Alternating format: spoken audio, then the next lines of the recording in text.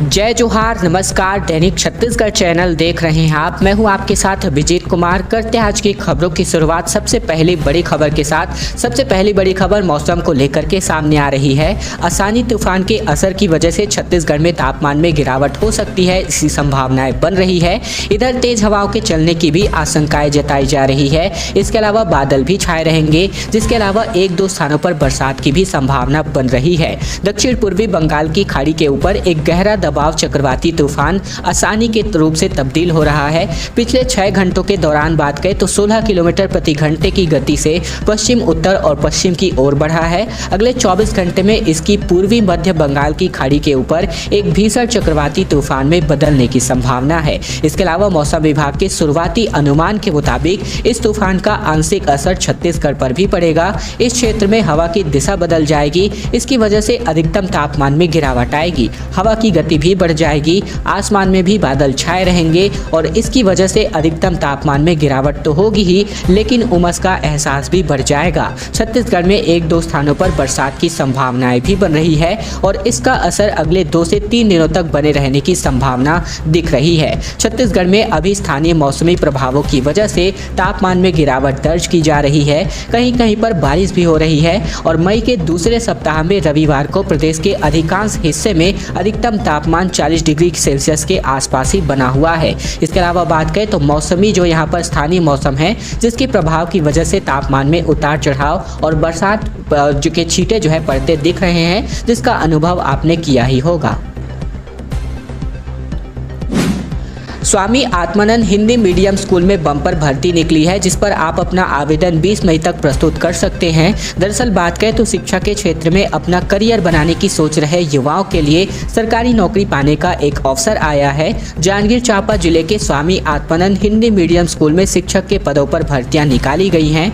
जारी नोटिफिकेशन के अनुसार भर्ती कुल 12 पदों पर होनी है, जिसके लिए उम्मीदवारों की शैक्षणिक योग्यता पद के अनुसार अलग अलग तय की गई है। रिक्त पदों पर चयन के लिए 20 मई का दिन तय किया गया है। जिस पर बात करें तो व्याख्याता के 2 पद, व्याख्याता के ही 4 पद, इसके अलावा रिक्त पदों की संख्या जो कि भूगोल और राजनीति के लिए है, इसमें तो व्याख्याता के ही 4 पद, यानी कि कुल मिलाकर 12 पदों पर भर्ती होने जा रही है।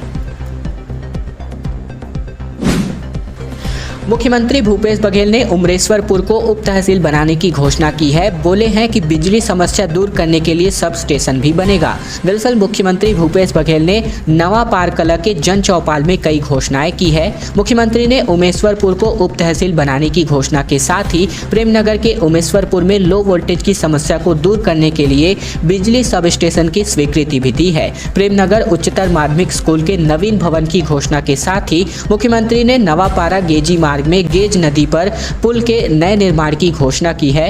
उन्होंने चौरी पहाड़ में देव पूजा की सुविधा का विस्तार और पेयजल समस्याओं से ग्रसित गांवों में सौर ऊर्जा पेयजल सुविधा स्थापित करने की घोषणा भी की है।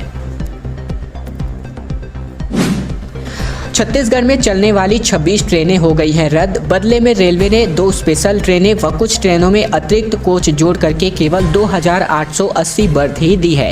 दरअसल बात करें तो रेलवे ने 24 अप्रैल से 23 मई के तकरीबन बीच 15 और 5 और साथ ही साथ 24 मई से 9 एक्सप्रेस ट्रेनों को रद्द कर दिया है।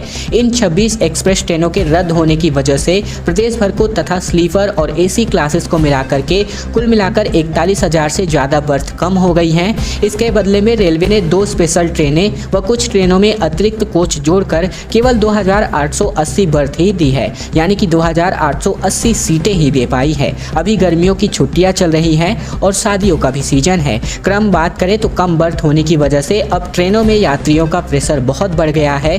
2 दर्जन से भी ज़्यादा लंबी दूरी की ट्रेनें रद्द होने की वजह से अब रायपुर से किसी भी रूट पर किसी भी ट्रेन पर कन्फर्म टिकट नहीं मिल पा रहा है। इसके अलावा रेलवे ने 23 अप्रैल व 4 मई को अचानक ट्रेनों को रद्द करने की घोषणा की थी। इसका जबरदस्त विरोध भी हुआ। मुख्यमंत्री भूपेश बघेल ने खुद रेल मंत्री से इसके अलावा बातचीत भी की। उसके बाद 24 अप्रैल से रद्द समता, छत्तीसगढ़ व सिकंदराबाद एक्सप्रेस को चलाने का निर्णय लिया गया। हालांकि इसे चलाने में 3 दिन का वक्त लग गया। छत्तीसगढ़ में Chhattisgarh board of secondary education के 10वीं और 12वीं के परीक्षा परिणाम 14 मई तक घोषित किए जा सकते हैं। दरअसल बात करें तो छत्तीसगढ़ बोर्ड जल्द ही छत्तीसगढ़ बोर्ड 10वीं और 12वीं के परीक्षा परिणाम घोषित करने के लिए पूरी तरीके से तैयार कर रहा है। नवीनतम अपडेट के अनुसार बात करें तो Chhattisgarh board of secondary education 10वीं और 12वीं के परिणाम को 2022 के दूसरे सप्ताह में घोषित कर सकती है। सबसे अधिक संभावना 14 मई 2022 तक है। यहाँ पूरा विवरण आप प्राप्त कर सकते हैं। इस साल मार्च में संपन्न हुई कक्षा 10वीं और 12वीं की परीक्षा में कुल मिलाकर 8 लाख से भी अधिक छात्र शामिल हुए थे। इस बीच मुख्यमंत्री भूपेश बघेल ने 10वीं और 12वीं की परीक्षाओं में टॉपर्स के लिए हेलीकॉप्टर की सवारी मुफ्त करने की घोषणा की है। सीएम बघेल ने कहा है कि हवाई यात्रा हर किसी की इच्छा होती है। मेरा मानना है कि हेलीकॉप्टर की सवारी बच्चों के मन में जीवन के आसमान में ऊंची उड़ान भरने की इच्छा पैदा करेगी और वे अपने लक्ष्य को प्राप्त करने के लिए अपने कौशल को और भी तेज करेंगे। फिलहाल अपडेट ये है कि छत्तीसगढ़ बोर्ड की जो 10वीं और 12वीं के परीक्षा परिणाम है 14 मई तक जारी हो सकते हैं। मुख्यमंत्री के सामने शिकायतों का अंबार लगता दिखाई दे रहा है। सुमेरपुर में ग्रामीणों ने बताया स्कूल में शिक्षक ही नहीं आते, शौचालय निर्माण का पैसा भी नहीं मिला, जिसकी वजह से अब जांच होने जा रही है। मुख्यमंत्री भूपेश बघेल के विधानसभावार दौरे में ग्रामीणों को अपने मुखिया से सीधे शिकायत करने का मौका मिल रहा है, जो अपने आप में एक बहुत अच्छी बात भी है।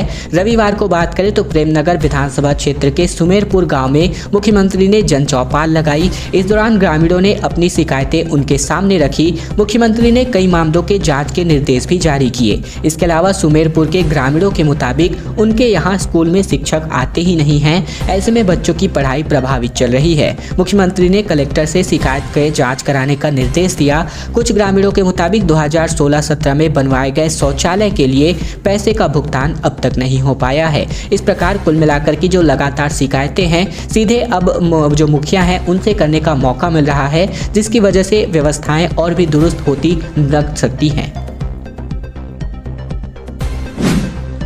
आंसर शीट जमा करने के लिए लाइन में लगे 3 छात्र हो गए बेहोश। दरअसल बात कर रहे हैं हम दुर्ग साइंस कॉलेज की, जहां पर एक काउंटर पर हजारों से भी ज़्यादा की भीड़ में छात्रों की संख्याएं उमड़ रही हैं, जिसकी वजह से जमकर के हंगामा भी हो रहा है।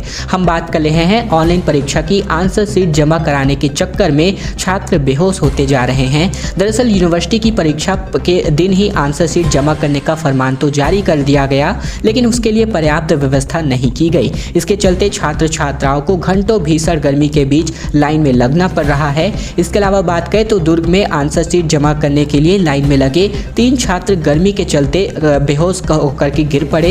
इसके बाद वहां छात्रों ने हंगामा कर दिया।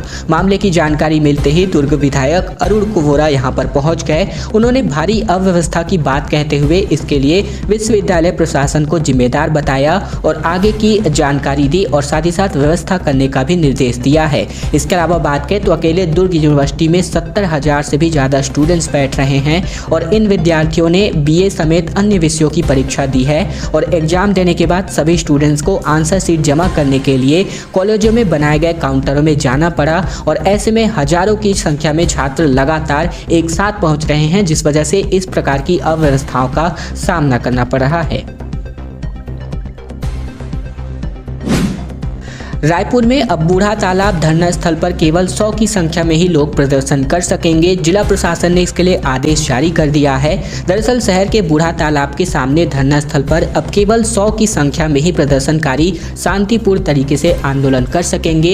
इसके लिए भी प्रशासन से विधिवत अनुमति लेनी होगी। बूढ़ा तालाब के सामने के वर्तमान धरना स्थल पर केवल शांतिपूर्ण आंदोलन की ही अनुमति रहेगी। यहाँ किसी भी प्रकार की रैली या फिर जुलूस की अनुमति नहीं होगी। Chhattisgarh chamber of commerce, Sarafa association और स्थानीय पार्षद सहित आमजनों ने भी इस स्थल को जनता को हो रही असुविधाओं को देखते हुए अन्यंत्र स्थापित करने की, स्थानांतरित करने की मांग की थी और अब जाकर के जिला कलेक्टर सौरभ कुमार ने यहां बताया है कि जन भावनाओं और सुविधाओं को ध्यान में रखते हुए शहर के इस बूढ़ा तालाब के सामने धरना स्थल को नवा रायपुर के राज्योत्सव मैदान में स्थानांतरित करने का आदेश भी यानी कि फरमान भी जारी कर दिया है। इसके अलावा बात करें तो इस बारे में जिला प्रशासन ने अपना आदेश भी जारी कर दिया है।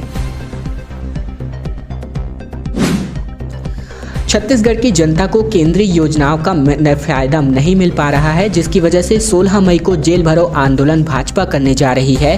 डी पुरेंद्रेश्वरी का बयान सामने आ रहा है। छत्तीसगढ़ भाजपा 2023 में होने वाले विधानसभा चुनाव की तैयारियों में जुट गई है। छत्तीसगढ़ बीजेपी इन दिनों बैठकों का दौर चल रहा है। प्रदेश प्रभारी डी पुरेंद्रेश्वरी विभिन्न मोर्चों और प्रकोष्ठों की मैराथन बैठक ले रही हैं और आगामी चुनाव के मद्देनजर रणनीति भी तैयार कर रही हैं। बीजेपी के सभी मोर्चा प्रमुखों की बैठक के बाद भाजपा प्रभारी डी पुरेंद्रेश्वरी ने कहा है कि 5 संभागों के बीजेपी नेताओं के साथ संगठन को मजबूत करने को लेकर के चर्चा हुई है। उन्होंने राज्य सरकार को प्रदर्शन करने का ऐलान करते हुए कहा है कि प्रदेश के लोगों को केंद्रीय योजनाओं का फायदा नहीं मिल पा रहा है।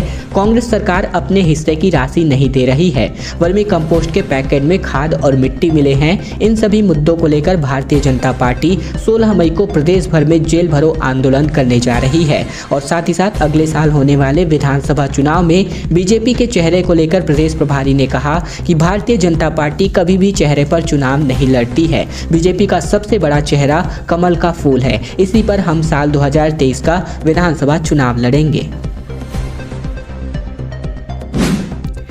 डॉक्यूमेंट देने के लिए कलेक्टर खुद लोगों के घर पहुंच रहे हैं। 12 घंटे पहले आवेदन किया था। सौरभ कुमार घर पहुंच करके बोले, ये लीजिए आपका जन्म और जाति प्रमाण पत्र। दरअसल छत्तीसगढ़ में पहली बार लोगों के सरकारी काम कुछ ही घंटों के भीतर हो पा रहे हैं। जन्म और जाति प्रमाण पत्र बनने में जहाँ कई सप्ताह गुजर जाया करते थे, वहीं अब अफसर नेता लोगों के सर्टिफिकेट को लेकर के खुद उनके घर पर जा रहे हैं।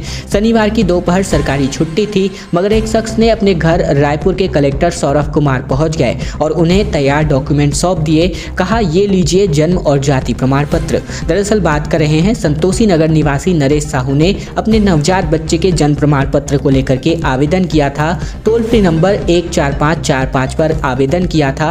आवेदन के महज 12 घंटे के भीतर ही मितान यानी कि छत्तीसगढ़ी बोली में दोस्त कहा जा सकता है, ये बनकर के रायपुर के कलेक्टर सौरभ कुमार और नगर निगम के कमिश्नर प्रभात मलिक नरेश के घर पहुंच गए। अफसरों ने परिजनों को शिशु का न केवल जन्म प्रमाण पत्र दिया, बल्कि साथ ही निवास और जाति प्रमाण पत्र भी सौंप दिया। आवेदक साहू ने कहा कि डॉक्यूमेंट इतनी जल्दी मिल जाएंगे, ये नहीं सोचा था।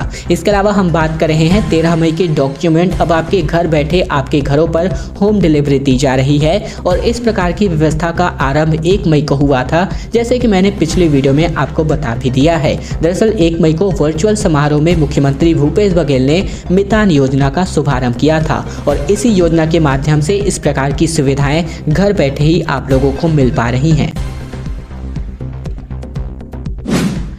अंतिम बड़ी खबर की ओर चलते हैं, जहां पर चूल्हे में अब महंगाई की आग लगती दिखाई दे रही है। शनिवार से नई दरें लागू हो गई हैं। 2 साल में सिलेंडर के दाम 190 रुपए बढ़ गए हैं। सब्सिडी भी 237 रुपए घट चुकी है। दरअसल बालोद सहित बात कर रहे हैं हम पूरे प्रदेश भर के और पूरे देश भर में घरेलू गैस सिलेंडर की कीमतों में इजाफा हुआ है 50 रुपए का।